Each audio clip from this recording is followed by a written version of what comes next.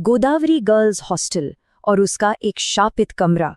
आज हम इसी कमरे की खौफनाक कहानी को परत दर परत खोलने जा रहे हैं।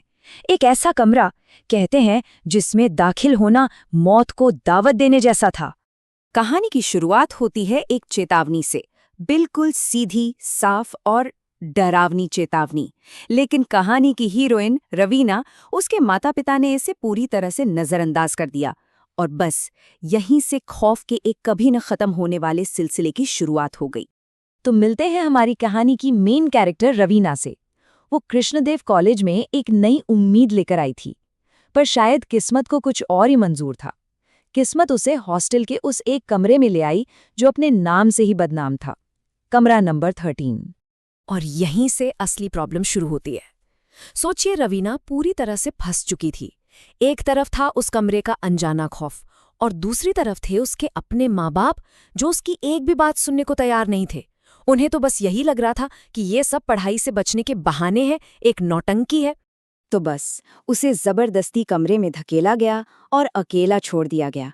उसकी सारी मिन्नतें, उसकी सारी चीखें सब अनसुनी कर दी गईं और यही अकेलापन उसे उस खौफ का एक बहुत ही आसान शिकार बनाने वाला था, जो दरवाजे के उस पार उसका इंतजार कर रहा था।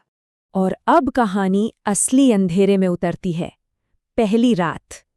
जैसे ही रवीना कमरे में अकेली हुई, मानो दीवारों ने फुसफुसाना शुरू कर दिया।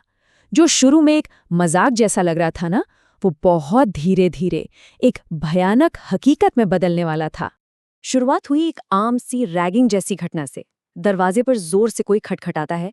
रवीना दरवाजा खोलती है तो बाहर कोई नहीं, और फिर पीछे से एक आवाज आती है, ए बच्ची, पहली रात है तेरी, थोड़ी रैगिंग तो बनती है। बस इसी एक पल ने एक क्रूर मजाक और किसी बहुत बड़ी अनहोनी के बीच की जो लाइन थी, उसे धुंधला कर दिया। और फिर वो पल आया जब डर ने अपनी सारी हदें पार कर दी। आधी रात को रवीना को अपने ही कमरे के अंदर से किसी और के सिसकने की आवाज सुनाई दी। अब ये कोई मजाक नहीं था, ये कुछ और था, कुछ ऐसा जो इस दुनिया का नहीं था। दूसरी रात का खौफ तो और भी ज्यादा भयानक था। बिस्तर के नीचे से एक काली परछाई निकली और तेजी से दीवारों पर दौड़ने लगी। दरवाजा बाहर से बंद था। रवीना मदद के लिए चीखती रही जब तक कि वो बेहोश होकर गिर नहीं गई। अब कहानी एक नए मोड़ पर आती है, एक साइकोलॉजिकल हॉरर। वो बुरी आत्मा अब उन लोगों का रूप लेने लगी थी जिन पर रवीना सबसे ज्यादा भरोसा करती थी। अगले दिन उसकी दोस्त संजना अचानक बहुत अजीब बर्ताव करने लगी। सिर झुका हुआ, बाल चेहरे पर बिखरे हुए। और फिर आया वो पल जिसने सब कुछ बदल कर रख दिया। कमरे में बैठी संजना, या जो भी वो थी, उसने रवीना को फुसफुसाकर धमकी दी। और ठीक उसी वक्त रवीना का फोन बजा और फोन पर असली संजना थी। इसका मतलब रवीना के सामने जो बैठी थी, वो उसकी दोस्त नहीं, बल्कि वो आत्मा खुद थी। इस भयानक खुलासे के बाद रवीना और असली संजना को समझ आ गया कि वो कितने बड़े खतरे में हैं।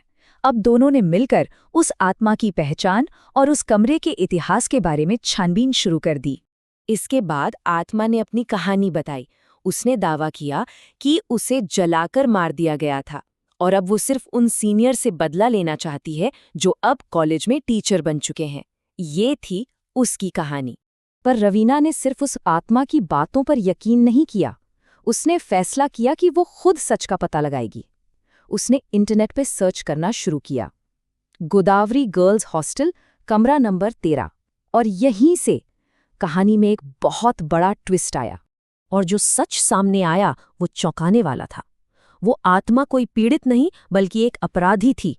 उसका नाम शकुंतला था, एक ऐसी स्टूडेंट जिसने प्यार में ठुकराए जाने पर एक लड़के को आग लगा दी थी और फिर खुदकुशी कर ली थी। और वो लड़का, वो बच गया था। मतलब वो अपनी ही हिंसा की कहानी को एक झूठे बदले की कहानी बनाकर सुना रही थी। तो अब कहानी उस मोड़ पर पहुंचती है जहां सच सामने आ चुका है और इसके नतीजे बहुत भयानक होने वाले थे। आत्मा का झूठ पकड़ा गया था और अब वो पहले से कई गुना ज्यादा खतरनाक हो चुकी थी। अपना सच सामने आते ही आत्मा गुस्से से पागल हो गई। उसने अपना सारा दिखावा छोड़ दिया और अपना असली क्रूर रूप दिखाया। उसने दोनों लड़कियों को कमरे में फंसा लिया और रवीना की आंखों के ठीक सामने बेरहमी से संजना का कत्ल कर दिया। अपनी दोस्त को अपनी आंखों के सामने मरता देख रवीना ने जान बचाने की एक आखिरी हताश कोशिश की। उसे एक खिड़की थोड़ी सी खुली दिखी और उसने वहां से छलांग लगा दी। जब उसकी आंख खुली तो वो एक स्ट्रेचर पर थी। उसे एक ऑपरेशन थिएटर की तरफ ले जाया जा रहा था। एक पल के लिए लगा कि शायद वो बच गई है, पर वो उम्मीद बस एक पल की थी। जैसे ही उसे ऑपरेशन थिएटर के दरवाजे के पास ले जाया गया, उसने दरवाजे पर लिखा नंबर देखा, नंबर 13। उस श्राप ने उसका पीछा नहीं छोड़ा था। रवीना फिर से बेहोश हो गई और जब इस बार उसकी आंख खुली तो वो वापस उसी कमरे में थी। कमरा नंबर 13। संजना की लाश अब भी वहीं पड़ी थी। ये सब एक भयानक भ्रम था। भागना, अस्पताल, ऑपरेशन थिएटर, सब कुछ उस आत्मा का रचा हुआ एक खेल था। रवीना कभी उस कमरे से बाहर निकली ही नहीं थी। और अब हम कहानी के उस अंजाम की तरफ बढ़ रहे हैं जो बताता है कि रवीना की हालत कितनी ज्यादा निराशाजनक थी। बचना नामुमकिन था।